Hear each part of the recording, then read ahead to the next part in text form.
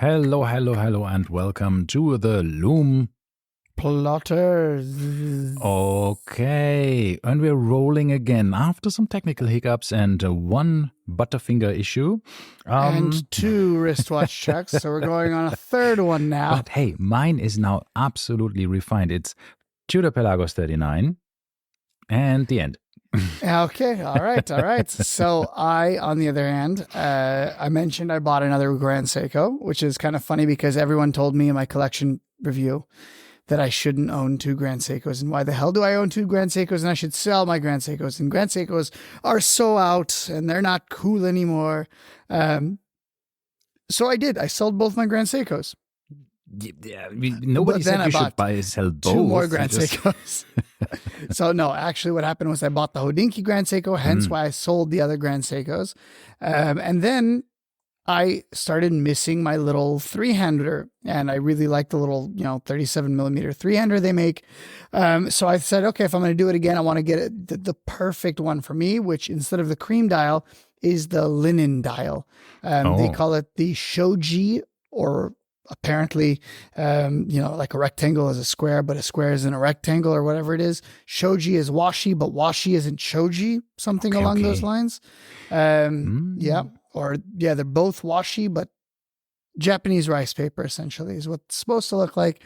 But in all fairness, it's exactly like the old Rolex 60s, 70s linen dials. It looks super cool with that paper texture. So I'm very happy with it. I've been wearing it for the last couple of days. And for the first time, by the way, you know how they say these movements are weekend proof? Yes. Yeah, like I've never actually had that. I've never actually worn something on Friday, set it down, picked it up on a Monday and be like, oh, it's still going. So today this happened for the first time ever. How did you not have that? Did you never had a movement that worked so long or why? No, I did. I just never wore the same watch on a Monday or a Friday and a Monday. Okay. So today I went to go pick up the watch and I said, okay, we're recording today. So obviously I want to wear the new watch. I would have worn it anyways, right? So I picked it up and I went to start winding it because it's manual wind. And I look at it. I was like, it's going. Got to set it in a moment. Look at my reference time on my phone. Okay, yeah. Cool. And then I look at it. I'm like, wait a minute. This is correct. Very strange. So then I remembered, it does have a 72-hour power reserve. So there you go. It's moving. It's going. Yeah, isn't that nice? Yeah, it is. It's like having a quartz watch. Yeah, but they say this for like the Tudor Pelagos you're wearing, and you're like, well, when the hell am I going to wear this on Friday and a Monday? Like, this isn't something I would wear to work. This is more of a weekend watch, right? See, that's the benefits of home office, You can actually wear anything, and you can also just change your watches all the time. Yep. Yeah. So anyway, so how are you enjoying it? The manual wind watch? Well, it's not my only one. I think I have more manual winds than I have non-manual winds, actually. Really? Yeah. Because I have the Grand Seiko's manual wind, my Speedy, my JLC, my what else do I have? And then I have the little Mercy Hodinkee. So that's 4. Okay, so I have 6 automatic and 4 manual wind. Yeah. But nonetheless, I'm not a stranger to the winding. Okay. But I like it. It's nice. Yeah. It's interactive, right? Yeah, I have recently found my new obsession of checking the cost per wear in my wrist check app. Oh yeah. And realized that, oh damn, my okay, Daytona. What's your lowest cost per wear? Oh, let me check. Just a quick. Where do I see this? I have to go to somewhere here. My stats, collection stats, cost per wear. Oh, that's the new Timex. No, what's a real? Because it's I wore it twice according to the app, and it's $29 per wear because it's only cost me $60. Okay, then my Casio G-Shock is $15 a wear. Yeah, because I haven't worn it that much. Wow, that's good. I have nothing below $30 per wear. This is scandalous. But I still have a few that are 4 digits, which is not good, right? So I have to. $1,000. My Daytona is still above $1,000 per wear.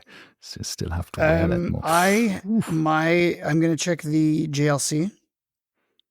$700 a wear. Oh, but once again, I don't wear that often. But here was the kicker. The reason I ask you this is my Speedy. I have worn it so much. Yeah.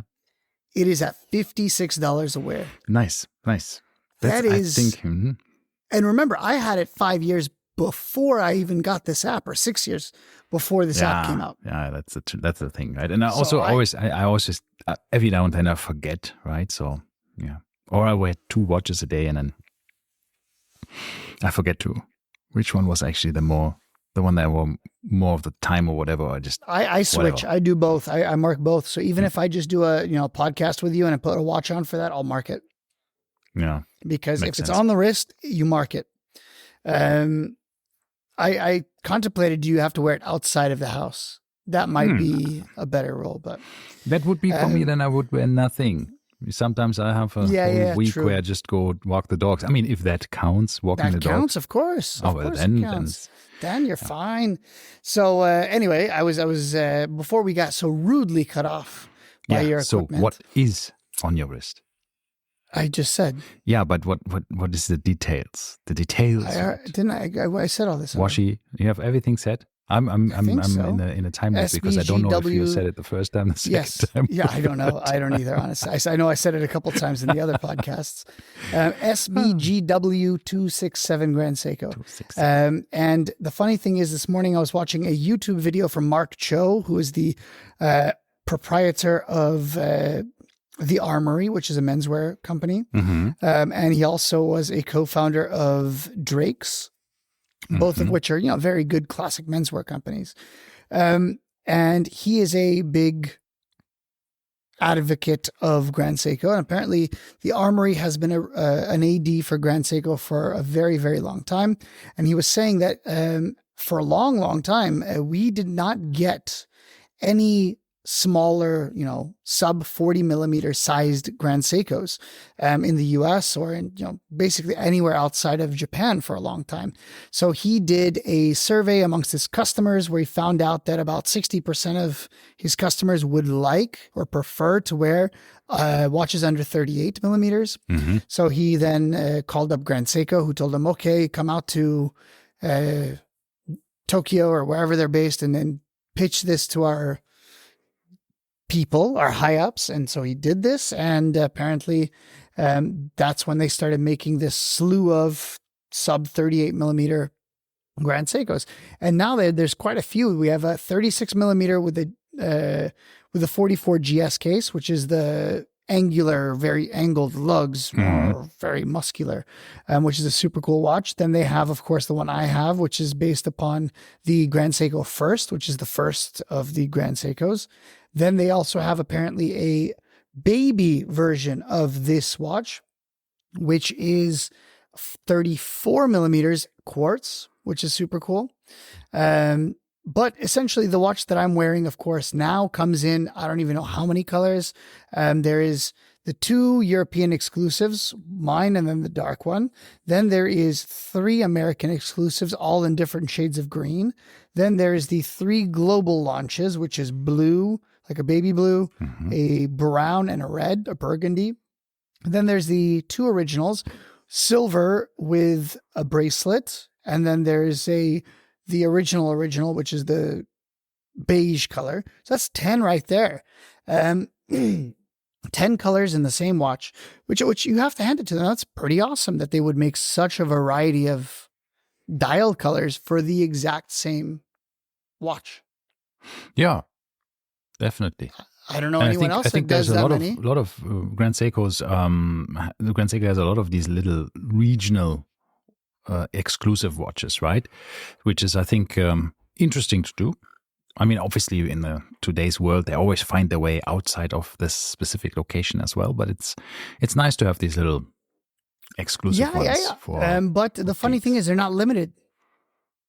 Right. They're more trying to do like the Pokemon style, like you got to catch them all, right? So when you're traveling, you're like, oh, this is only available here. I guess I shall buy this, right? That's a good idea. I think the idea is you cannot get it anywhere else, so you want to buy it whenever you see it.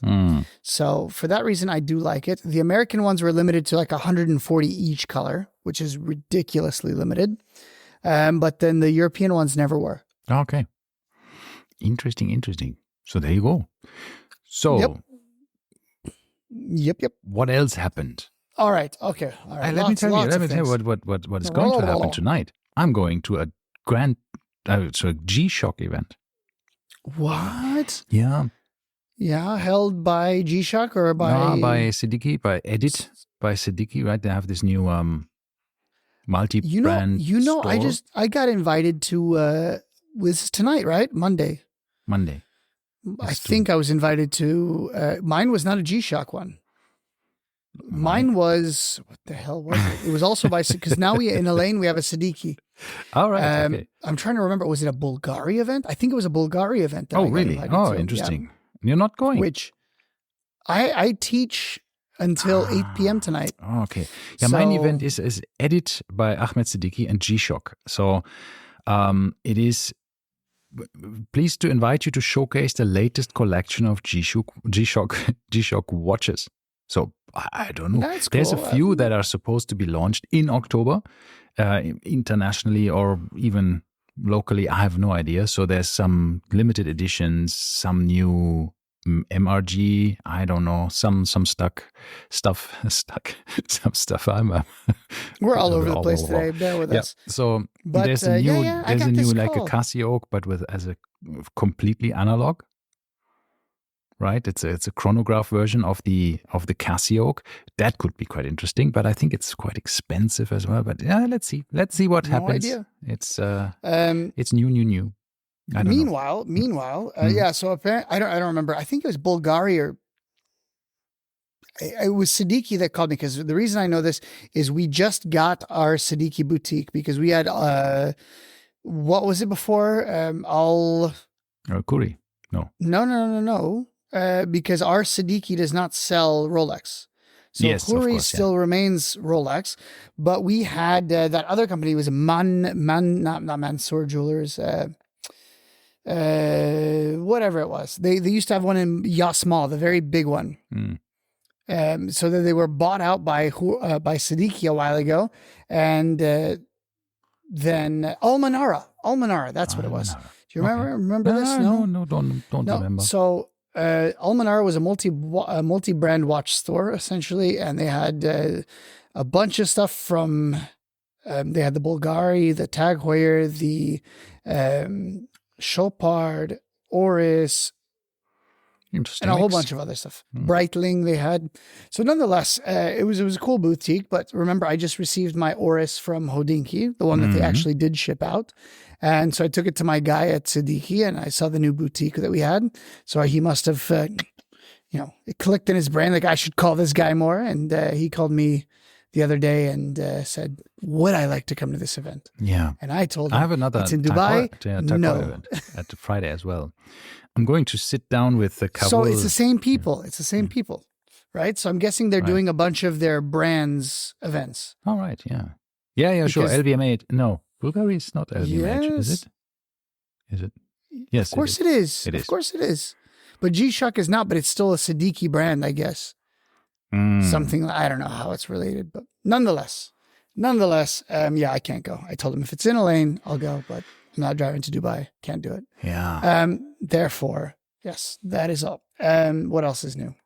Yeah, what else is new?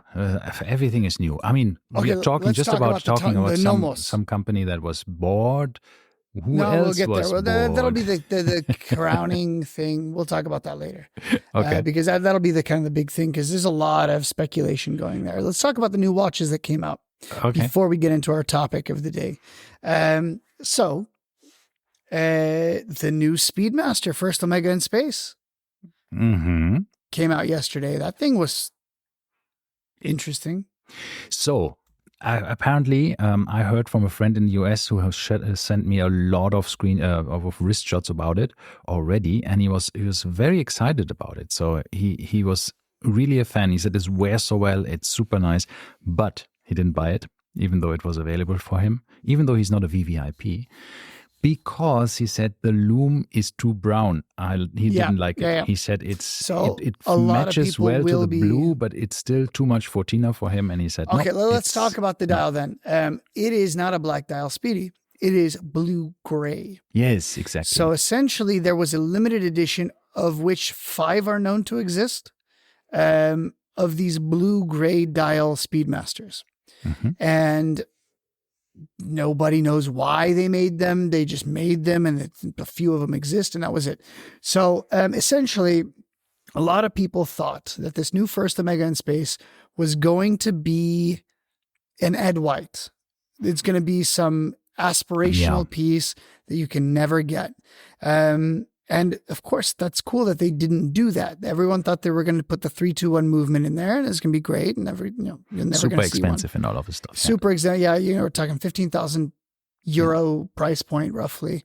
But instead, we got a watch that is now cheaper than the Moon watch, which is super weird. Which is cool, yeah. Coming with a flat link bracelet. That is also very cool. The flat link bracelet is back. It's essentially from the Ed White, right? It's almost a duplicate of what the Ed White had. The lug width is 19 millimeters. Yes, but this also is a direct, almost a copy of the one that they launched for the 60th anniversary, the trilogy. Yeah. Because that was also a 19 millimeter lug width, very similar case. Now, this watch came out on the 3rd of October because it's exactly 60 years after the first. This Omega was the first in space. Yeah, because in the 3rd of October 1962, that is 62 years, exactly 62 years ago.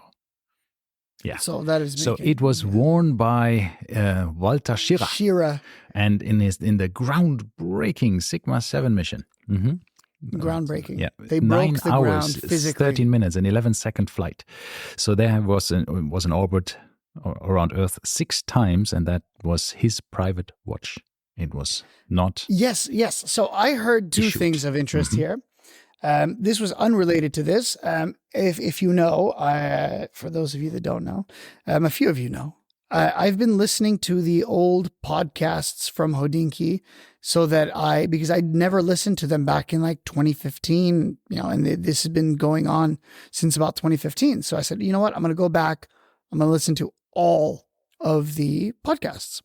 So I am now caught up almost. I have about 100 hours left only. Jeez. I know. But I was listening to one, and they were talking about something very interesting. And the topic was that no Moon watch was actually made to be a Moon watch. All of the watches that NASA tested for their space program were built for other reasons. No one said, I'm going to make a watch just for this. Everyone just says, yeah, we got this chronograph knocking about. Let's send it over and see what happens. And this is kind of cool. But coming back to this new watch that we have here at hand, it was originally on a Hasselite or plexiglass crystal. Yep. Now they have emulated this with a very nicely bulbous sapphire crystal that looks like a Hasselite, completely looks like a Hasselite, even has this milky white shine on the sides when you look at it from specific angles where nobody really knows how they actually made this with a sapphire. But here's the thing. So it's really well done. It's not that big of a deal because Oris has been doing it for ages. But also with this milky shine? No, the milky shine is essentially, I don't know what it's coating or something, but essentially the milky shine was not good, right? Nobody wanted the milky shine. The thing with the milky ring, they called it, right? Was a byproduct of the sapphire not being clear because it was stacked up, right? It was not a full dome. But then Oris always made domed sapphires, and they made them big and round, which I don't understand how Oris can do it in a small little independent, but Omega can't. I don't know, but this is really cool, and I think this is a very nice size as well. It's 39.7 millimeters, so just a hair under 40 millimeters. So it should wear really nice. But I have another complaint about this. Okay. If you measure a regular speedy, my professional, it is measured at 42, but they're measuring with the crown guards.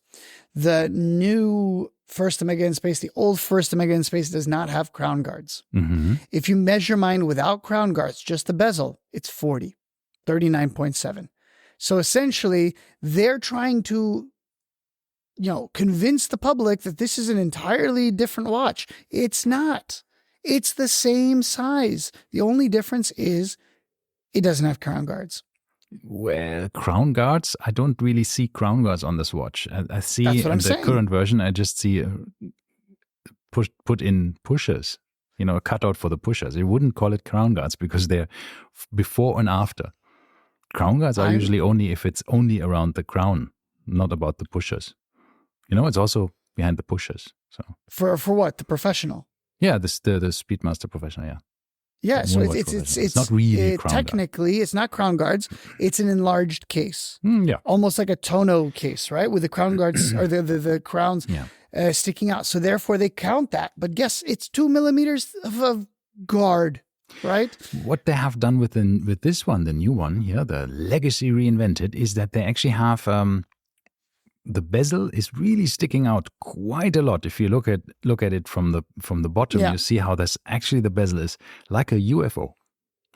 Mine, no, the regular one is like this as well. I was sitting yesterday wearing mine, and I got a toothpick and I started cleaning the gunk underneath this UFO. So yes, I realized that this is very UFO-esque on the bottom. It's almost like a ring, a plate, and then it goes in and then it goes back out. Yeah, but this one here, it is really pronounced. I think it's even more so than the old one. If you take a look at this one here, see how that really, I don't know if you can see it here, really shapes out, right? It's really same as the normal, I think. The normal one, when you look at it from the bottom, you don't actually see you see it because it's here. If you look at this, it's because the crown guards, I guess. But there is a cut in, but then the case is big enough. I see. But in this way, here it's really the cut is. It's really weird. So it really looks. The Pelagos does this. Look at your Pelagos from underneath. It's a bit like this. Not as much, but yes, you're right. My Pelagos also sticks out, which makes it really nice and grippable underwater. I'm curious how tapered the bracelet is. What is it going to go down to? Good question. It's 19. No one I would said say it's going to 16, 15 maybe. The bracelet, but then the clasp is bigger again. So a lot of people are not going to like it because of two reasons. One, the case back is very kind of plain. It has some engraving on it, but it's not anywhere like the old one was. The old one was, of course, a display case back, which would have shown us the movement, which would have been nice. But apparently by not having that display case back, it's a significantly thinner watch. Yeah. How thin is it? Let me see. It is 13.2 millimeters. It's not too bad. It's a bit of a shame because it has really nice movement, the 3861, right? The Omega 3861, the same as the Moonwatch. But, no, sorry, that's not, I'm looking at the wrong one. That is the normal Moonwatch is that 13.2. What we do have now is actually, let me see. Oh, man. Details. Is actually, oh my God, I have a snoring dog behind me. Oh, it's actually thicker than the normal Moonwatch. It's 13.24. So it's not thinner. No, it's thinner if they were to put on the sapphire caseback. That's what they were saying. So right, it would have been but it's still thicker than the current version, which is weird. But probably because of the big crystal, who knows? Because it's a lot sticking out there. So probably, I guess. Just compare. If you compare the sapphire sandwich of the Speedy to the regular Speedy, that will give you the difference of how much putting a case back of sapphire will add for you, because that's roughly what they were doing. And they, from what I understood, they said that it wasn't aesthetically pleasing because it's a smaller watch, quote unquote smaller, and it looked too thick, I guess. Okay. So But the Sapphire anyway, the other Sandwich reason, is 13.2 and the not Sapphire Sandwich is 13.2 as well. So according to their website. So it's not thinner. Yeah, well, how's that possible? Well, that's what Omega says on their website. Not counting glass, maybe, I don't know. What to do. But the hands, a lot of people said like, oh, but I don't like the hands. But I think it is a perfect moonwatch. I do understand that people think it's a bit too much 14er, a bit too much. I like the old logo. I like the sunburst effect with the blue-gray, which probably looks really, really cool. And a lot of people said that it really looks nice in real life. You can't really get it on photographs so well. Yeah, it's a nice watch, but it's another Speedy.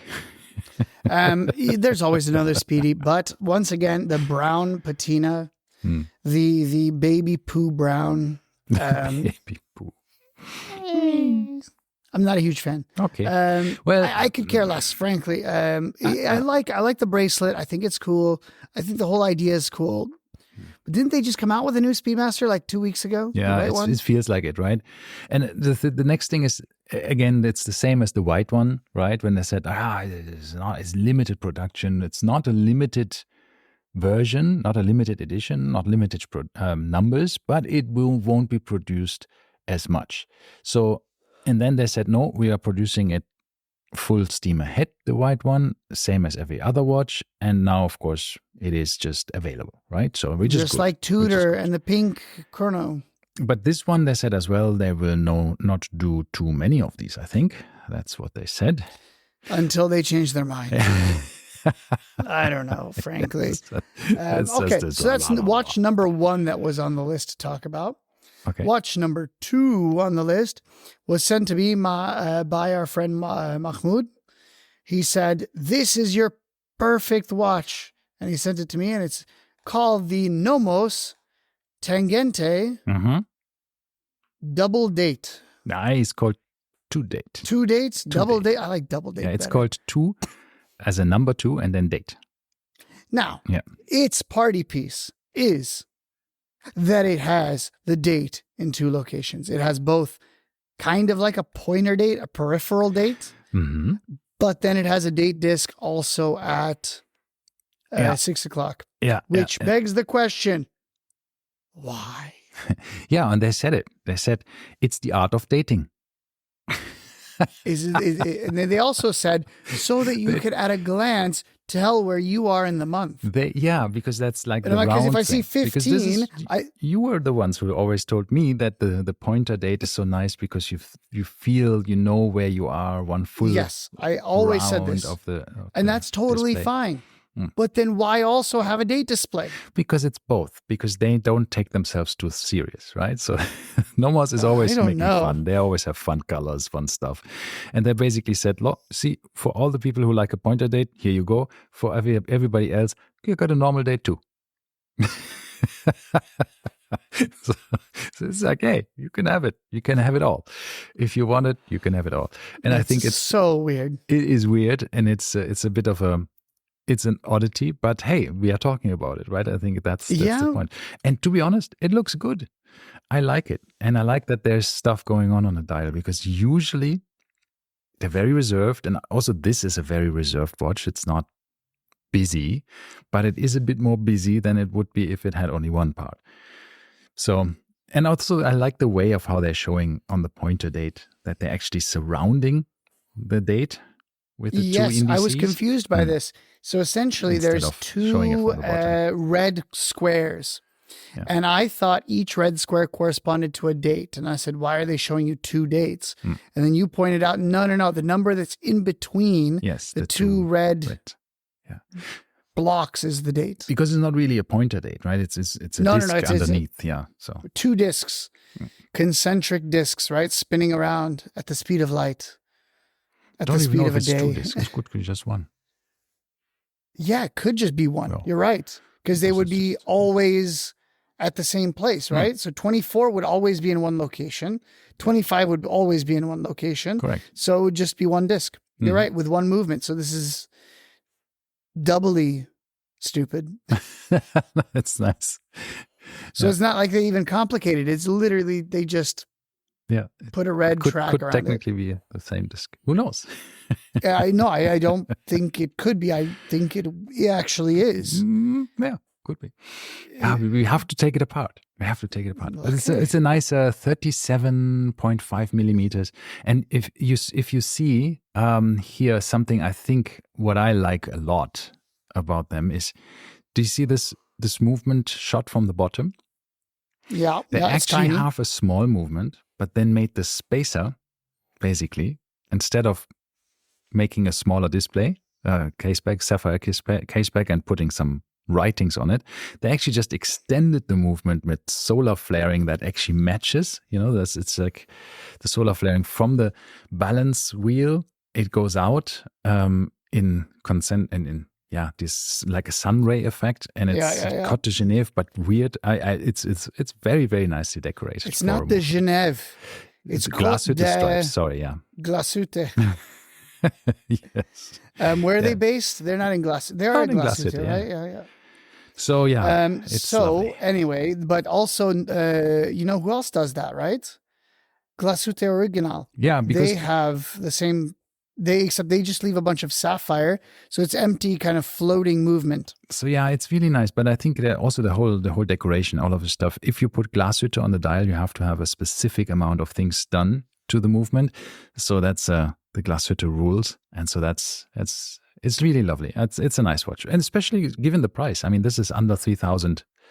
$2,500, €2,500. That's a good price for fully in-house movement and all of this stuff. It is. And this is one of their things that I really, really admire is that you can buy, I think the cheapest Nomos right now is what, 1,500 for the Club Campus, something around there. Yeah. And they do euros, a lot in-house. And it's in-house. Yeah. They have an in-house alpha movement in that watch, which is crazy. They even make their own screws. They make their own stuff. I mean, they make so many things themselves, which is pretty incredible. So yeah, good watch. If you like it a bit quirky. And if you like the Bauhaus style in general. I'm still not a fan of the lugs. It's just too straight for me a bit. It's very Bauhaus. Yeah, but it is. I really like the Club Campus though. This is one. That's the one Neomatic I like. Club Campus is one that I really like. Well, there's one for sale, the blue one. Where? On our group. Yeah, but it's a smaller one. I want the 40. Oh, the 38. This is a 38, I think. Yeah. I was offered this for a Norris, but I declined ever so politely. Yeah, I really like it, but I want the bigger one with the blue dial. I just don't like the date. I don't want a date window. And I love it. I want more than one. Hey, I want two. Yeah, it's like the saying for every vegan out there, like I'm gonna eat 2 burgers just so they don't make a difference. It's the same thing. Like for every non-date person, I'm going to buy the double date so that I can, make sure. Just so the universe is in balance, Exactly. But no, if I got a Nomos, it would still be the Zurich, the Wata, whatever. The Zeitgeist. Mm-hmm. Zeitgeist, not Zeitwerk, right? Zeitgeist. Yeah. Zeit something. Zeitzone? I don't know. No, it's just the world timer. It's a world timer. Yeah, then it's probably called the Weltzeit. Weltzeit. Yes, that's it. It's the Weltzeit. So anyway, I think that's a super cool watch, but I don't know if I would get this double date for sure. Yo, what else happened? All right, so let's talk about the elephant in the room. In the meantime, before we get into the elephant in the room, I want to point out I did place that order for those straps 2 weeks ago, right? Yes. Still nothing. 0. I emailed them and they said, "Oh, yes, it's delayed. Thank you. The shipment is delayed, so they still haven't shipped it yet." It's been 2 weeks since the order's placed. Obviously, it's for just a bunch of cheapo straps. They were $5 a piece. No issue there. But I would still like to, have some communication. And the fact is, they just don't care. And that's the very, that's what I'm getting from them. They just don't care. By the way, no one ever responded to me regarding my my dispute either.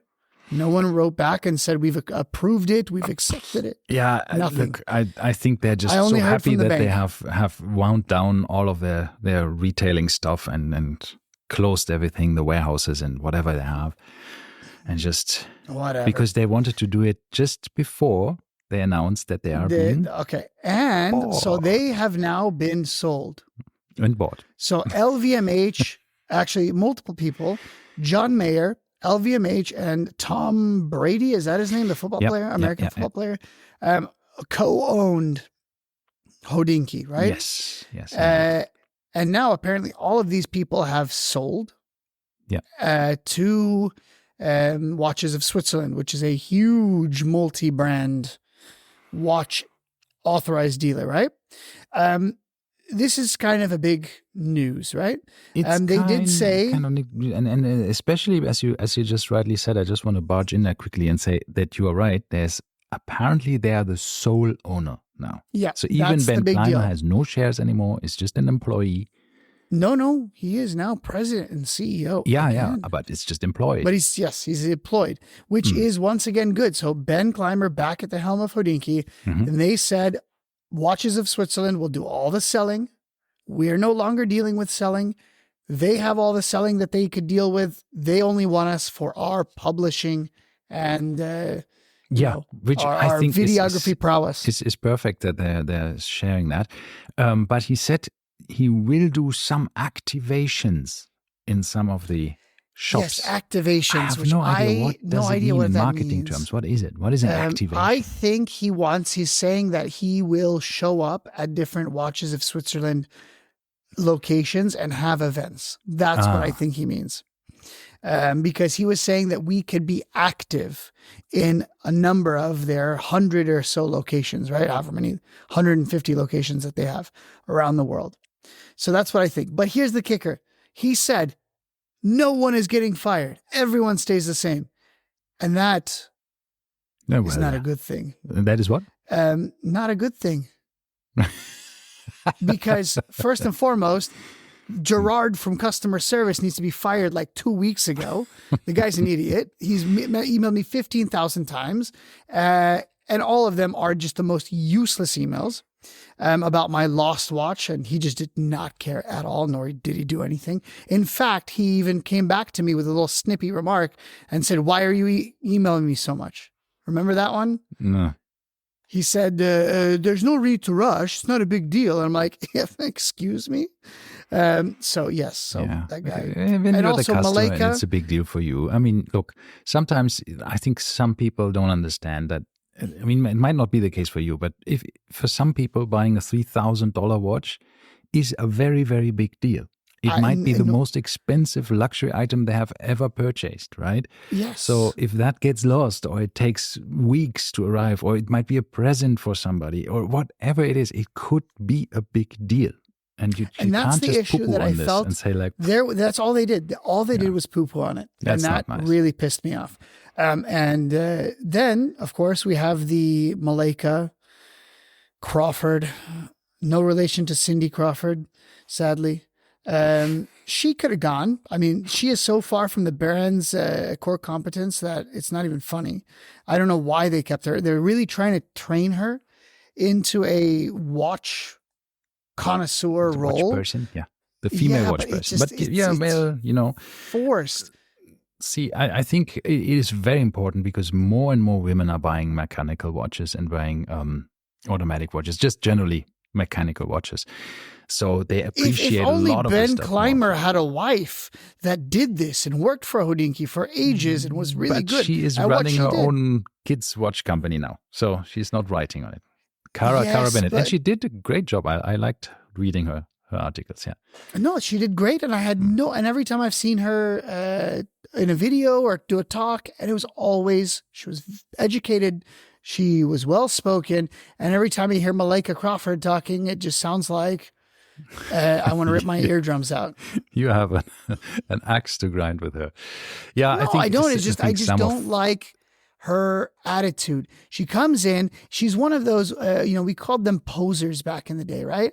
So with the whole, this whole attitude of I am a watch person. But she doesn't know anything. And then when she asks, or she's asked a question in an interview or something, and she's like, oh, I don't know anything about that.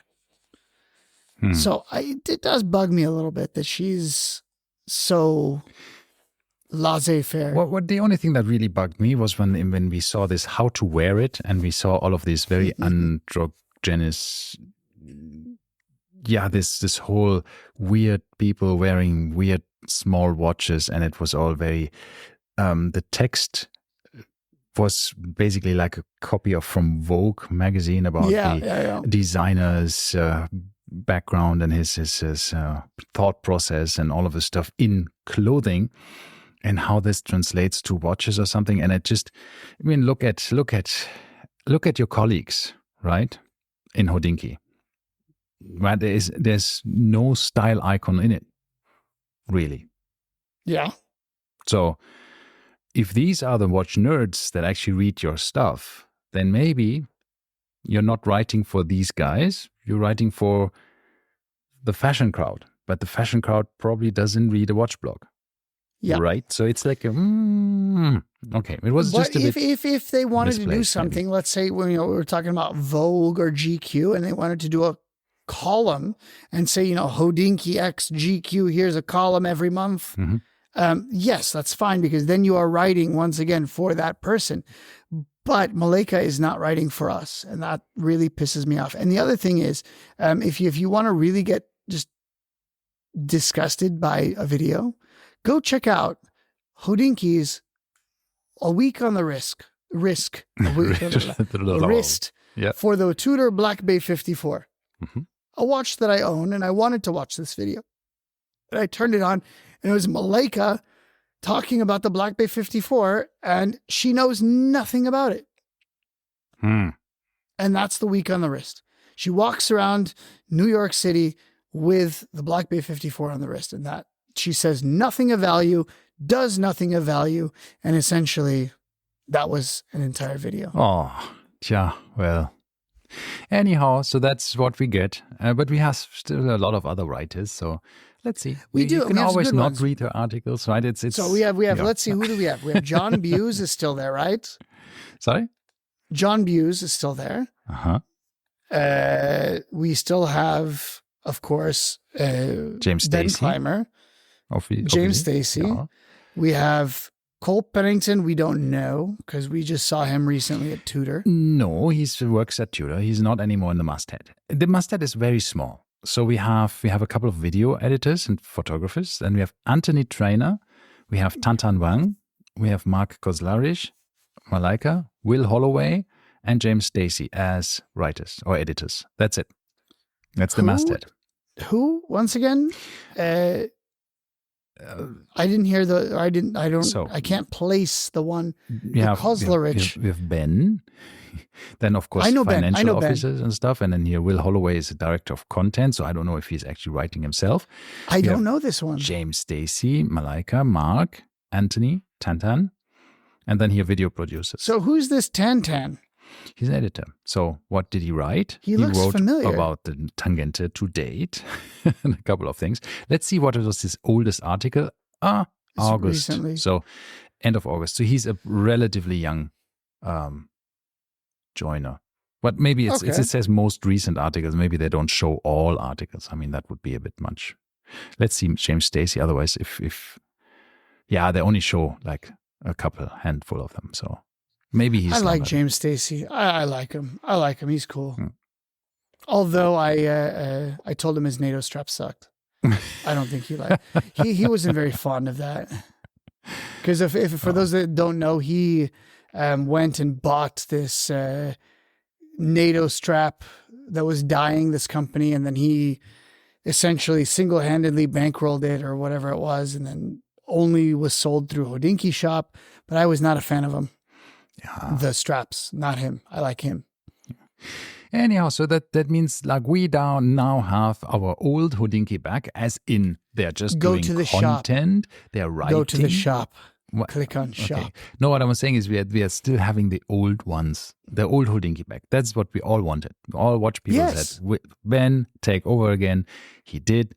And that's it. So we have now that back. And I hope that they are finding, the ground now that they have probably also not.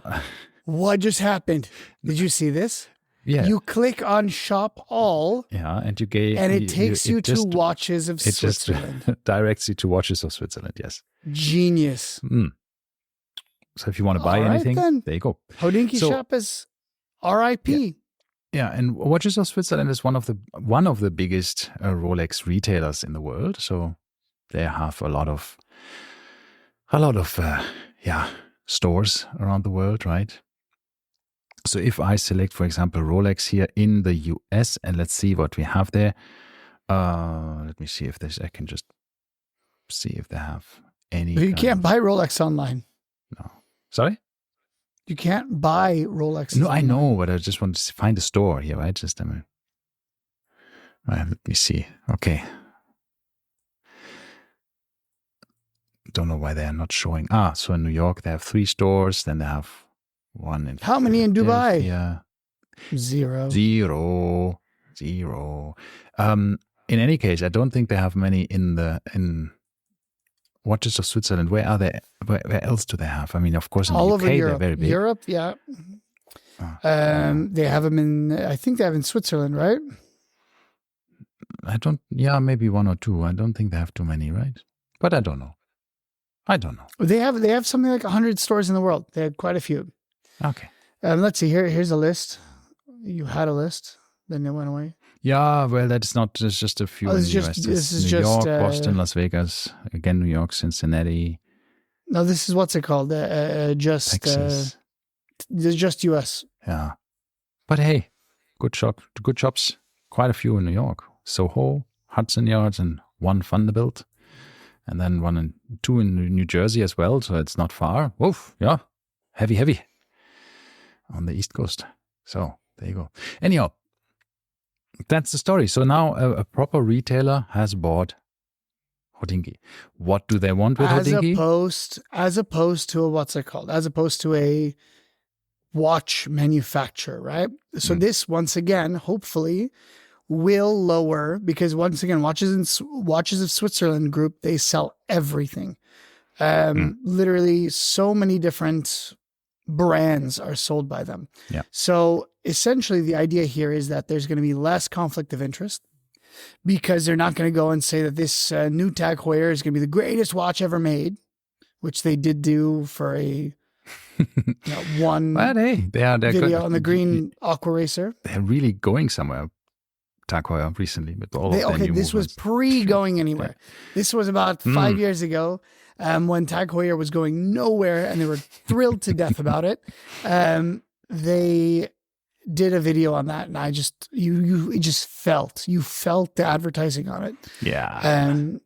But now I think with so many brands, they have no issues, and they're going to have so much, they can get their foot in the door for almost every single one of these brands now. So quite a lot of stuff. Yeah. So what I really like is here, so I wrote a small part here of that article about the Grand Seikos on Scottish watches, these 2 new Grand Seikos. I just wanted to mention them as well.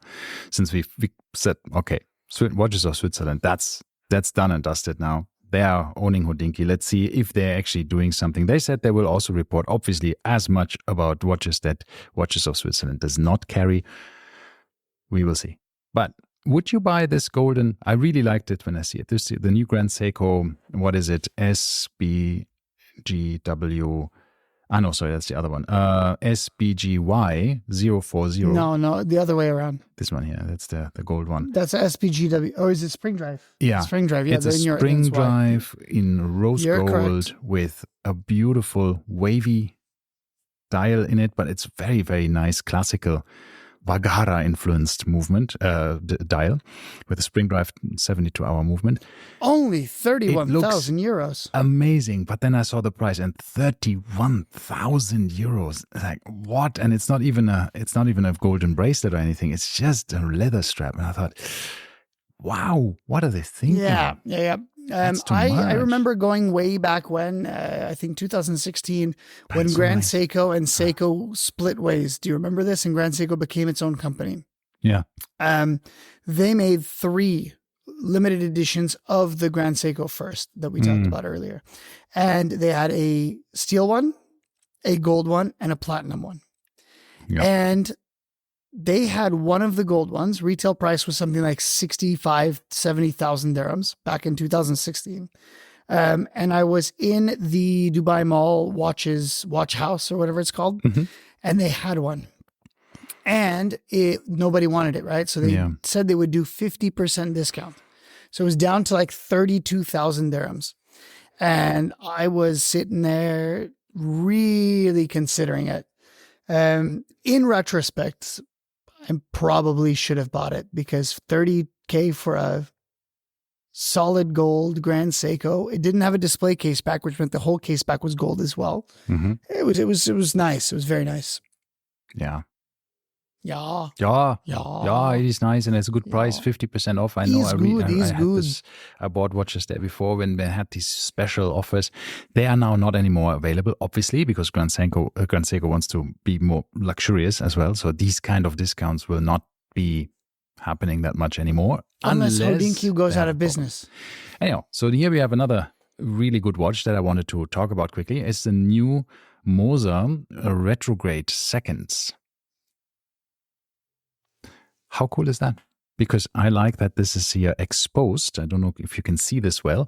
They have the mechanism exposed on the dial as well. So it's not skeletonized. It has, of course, a Fume dial, but it has this retrograde second function with this little snake wheel and the hook where it goes up and then pop. Yeah. Goes back. I like it. So I like it. Cool. I wouldn't buy it, but I like it. No, my issue with Moser is I think they do need to get in line with demand because I think the demand for Moser has dropped significantly. So they cannot continue to pretend like every watch they're going to make is going to sell out and their prices need to go down. It's still very beautiful and this is one of the things that I must say when we want to be more premium. Right? On all watchmakers want to be more premium. So you have to also give us something. You can't just raise the prices. That's what JLC did, right? They just said like, hey, we just charge you 40% more for some watches. That's not working. You have to give us something for it. Just give us a nicer movement finishing, a better movement, a specific in-house movement, whatever. If you look at these new movements from Moser, that's what you get. You get some nicer things here to co-develop with Agenor. I mean, that is amazing. It looks wonderful. It's a better movement than you got before for a relatively similar price, right? So then, 20,000 Swiss francs. It is a bit like my GMT that I had, the dual time, Heritage dual time. That was the normal retail price. How much did I get for it when I sold it? Unfortunately, half, more or less, right? Which now there was one on our auction for exactly the same price, half, and it didn't sell. It's tough, right? So some of the Mosers are not that popular at the moment anymore. Your Moser is currently or was on the auction at Timepiece 360, not yours specifically, but the same one you had. Exactly. It was including the fee. It was 39,000 and it didn't sell. Yeah. Yep. So it's and that's half the retail price. But what to do, right? I mean, what can you do? Yeah, what can you do? So nothing. But they are better. So that means now the watches that you see now are better than the watches that they have actually produced back then from a movement perspective. At least there is something better in it. And look at the nice case shape and it's a beautiful watch. So I really don't like dislike them. I have no issue with Moser watches. This one is called. I wish they made smaller watches. Yeah. I wish they made smaller watches. Yeah, I think this one is already a bit smaller. It's 42.8. Yeah, it's a very, very small watch with 22 millimeter lugs. Yeah, with the retrograde stuff. Yeah, because I think they also have some. They made for the Armory. They made the one with a Vanta black dial in rose gold. I think 838. But that was a limit. It's sold out now. But, yeah. Well, we know because Mark Cho likes the small watches. Yeah, so exactly. And he's not you gonna know, buy the funny anything thing big. is, I think this watch in rose gold was cheaper than the Spring Drive Grand Seiko. Which I would have probably gotten over the Spring Drive Yes, Grand Seiko. yes. I mean, I told you I'm not a huge fan of Spring Drive. Everybody love seems to Spring love it Drive. except me. Yeah, I mean, I'm whatever about it. Now, Yeah. I forgot to tell you, there's another new watch, Oh, which I've totally forgotten about. Two new things. One, I got to remember what it is. It was on. It was. I just saw it on Revolution. They did a. I don't remember what this ridiculous watch was, but anyway, the whole point of it was I saw it on Revolution. Waco was talking about it. okay. Essentially, it's a watch that has a movement that is oscillating at something like 100 hertz. Okay. Something ridiculous. So because of this, has an extraordinarily smooth sweeping second hands. So essentially what a Grand Seiko does with the Spring Drive, they're doing mechanically. But not Frederic Constant, no? Yes, the Frederic Constant. You're right. Yeah, but yes. it's an older. Well, an old, No, they made a new version of it. Or a new. something. I think it's the last version they do, right? I don't know. Yeah. It's because this technology had a bit of an issue with the precision. Strangely enough, right? It was too. It wasn't as precise as they wanted it to be, so they had some issues with it. But this is the one that you rightly say. It's like 50,000 hertz, 15 hertz, something ridiculous. It's crazy. 15 1,000 hertz. yeah. I have no idea. It's so super fast. But when you put it to the beats per hour or whatever, 288,000. Yeah, vibrations per hour, 80 which a beats normal per watch. second. So Yes, 80 beats per second, 10 times faster than a normal watch. And it's only $5,000. Yeah, exactly, and it's Kinda done cool. with a university of the Netherlands, somewhere there, from the University of Delft. I think they're just somewhere created this as a spin-off of this university where they have this material science, and this was the first one here where they created this that looks the classical Breguet style, right? This is what we asked Niels Elgerding when we interviewed him, right? Saying like, why do you have this super high-tech functionality of the monolithic thing in a very old school looking watch? Yeah. Right? Well, there you go. You made a new school looking one. Yeah. But I just, Yes. once again, Yeah. I'm not... this is the first time I've seen it. I don't follow Frederic Constant, so this is new for me, but I think it's pretty cool. It is an amazing technology. I mean, this came out a couple of years ago, so it was amazing. And then Faisal has one, and it's really sounding as weird as you think it would. It's like a buzz because it's ticking so fast. But didn't Zenith try this? Yes. Zenith tried to make this with the D5. The inventor. Yeah, and what happened? It never came to market. It never came to market. They had pre-orders, But I remember they actually, I think there was a couple of them in the wild, but then they basically stopped it because it didn't work. It was much bigger as well. This monolithic. No, the thing. whole thing vibrated. The whole case back vibrated. Yeah, that was compared to this, which is a small little oscillator. Yeah, that's the problem. It was one piece, and then it was a small wing thing. It's basically the same technology, just in a bigger version of it. But it never came to market. So the inventor was a sad story. This one is also only 100 pieces, right? So there you go. Very good. Mhm. And only 4,400 euros. Yeah. Good price. Isn't that amazing? For something really cool. 80 hours power reserve as well for a watch that is oscillating with an incredible speed. So yeah, it's cool. I like it. It's a cool thing. All right. So Anything else new? There was, but I forgot about it. You forgot You knocked it out of my head. Yeah, I was there recently trying to bid on an auction again. I wanted to buy on a Submariner, an older one, the 1680, whatever it was. I forgot the numbers.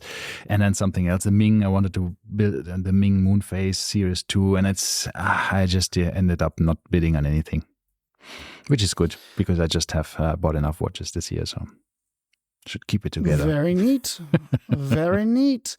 There was one, I remembered what it was. I was listening to the last, or one of the most recent Hodinkee podcasts. Mm-hmm.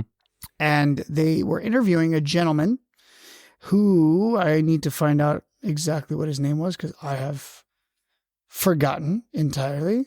Let's see if it comes up. It's not here. He essentially he worked for Sellita. Ah, right. And he was talking about, and this is a very interesting story, about how or why Sellita is so important or so.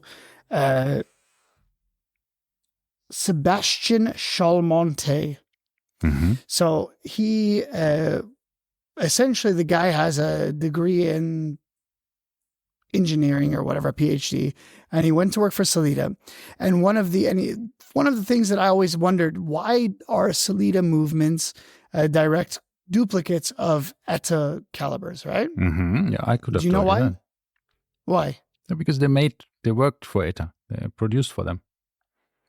But what's the issue? Why do they keep doing it, going on? What do you mean why they keep doing on? So they're still making the Sellita SW200 is the ETA 2824. The patent is out, and in STP does the same, and Sobrot they create based on these movement designs. Yes. They build their but own. There's historically a reason for this. Because the Ebouche manufacturers needed Exactly. parts. But the Ebouche manufacturer. So first, by the way, they were a parts manufacturer. They weren't an Ebouche manufacturer. The Ebouche manufacturing came later. But Ebouche is parts. Is parts, yes. Sorry, the other way around. They didn't make whole movements until later. But apparently the story goes that watch manufacturers could not be satisfied with the production numbers of ETA. Mm-hmm. So they needed something where it would be interchangeable to their ETA counterparts. So essentially, you don't need to do anything different. If you have an ETA or a Sellita, all you have to do is pop it in to the watch and you're good to go. So apparently that was the reason. Yeah. But anyway, point of the story, he started a company. Yeah. I don't know if you're familiar with this company called Albishorn. Albishorn. Yeah. Albishorn. Albishorn. Yes, Albishorn. Swiss German, it's Albishorn. Is it? Because he calls it Albishorn. Yeah. But nonetheless. He's not Swiss German. No, he's not. He's very, very French. Mm-hmm. So apparently he did a few things. One, he, by the way, he did buy the, he said his favorite watch company was, what was it? The one that makes all those crazy chronographs. I'll think of it in a moment. Nonetheless, his whole goal, what he wants to do is he wants to make Messina Lab. No. Messina is a different guy. Yeah. That's the last one he was talking about. But his story goes, he wants to make watches that didn't exist in the past, but could have. So essentially, he said imaginary vintage. Period correct vintage watches is what his whole thing is. Yeah. And he was the one, I remembered saying that no watch has ever been designed for NASA. Mm-hmm. So he said he's got a few watches coming up, and one will be the moon watch that never was. Oh, cool. I think, and I'm like, that's super I think cool. this approach is very cool, right? I really like this to say like, okay, we are building watches that look like they were created 50 years ago or something like that. They're vintage inspired current versions of the vintage watch that never was. So it's a very interesting way of looking at it. It's a reissue. He said it's essentially a reissue of something that was never issued in the first place. It's exactly that. Which I think is very funny. Yeah, and he's the head of innovation and marketing at Sellita at the moment. Yeah, that's true. Yeah. But now But this the is other his brand that own he has company, is right? He has a This is his own company. Yeah, But he also bought his favorite company was Angelus. correct. And he bought the name Angelus as well. So he does own that as well. Oh, okay. So any reissues going forward will be his. But Angelus is still active, right? It went out of business a couple of years ago.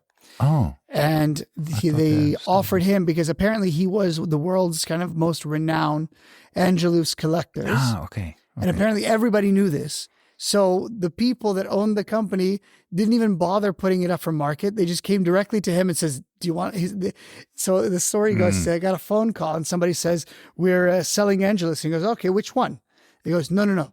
We're selling the whole company. Right. So he bought the whole name and copyrights and everything. So, which is funny. But anyway, so I think, this Albishorn, however you want to say it. I think it's pronounced Albishorn. I'm very sure about that. You're the German, but anyway, super cool. I like the vibe, the idea, the premise. So let's see what happens.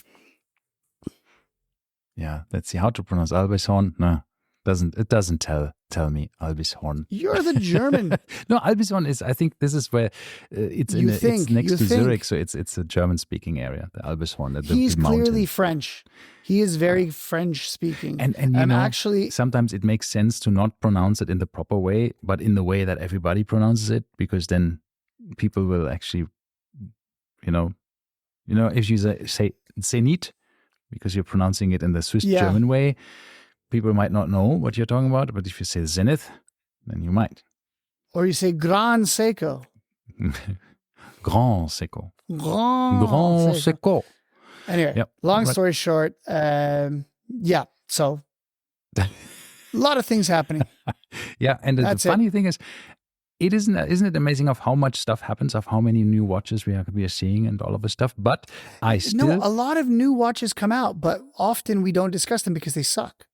Yeah, but didn't we usually have 2 releases of this of Rolex as well? Did we miss this or I don't know. You asked me this last time, and I don't remember having 2 releases. But we had. I remember having something stupid like the Deep Sea and the titanium that came out. Yes, exactly. There was always something coming in the second half of the year, and I wonder if that's still coming. I guess. Oh, I just remembered something. Why is it important that Watches of Switzerland bought Hodinkee right now? It's their 100th anniversary. Oh, I didn't know that Ben is that old. If you go to Watches of Switzerland right now, it says 1924 to 2024. So I think that's kind of cool that I guess they treated themselves for their birthday. I still feel like Brian Duffy and Ben Clymer, now they might be best friends, but who knows? He said they were already really good friends. Yeah, I know. But now that they work together, it's a bit of a different story. Let's see what happens. All right, let's see. Okay, on that bombshell. Bye-bye. Let's end. See you next week. We'll talk to you later. Bye-bye. Bye.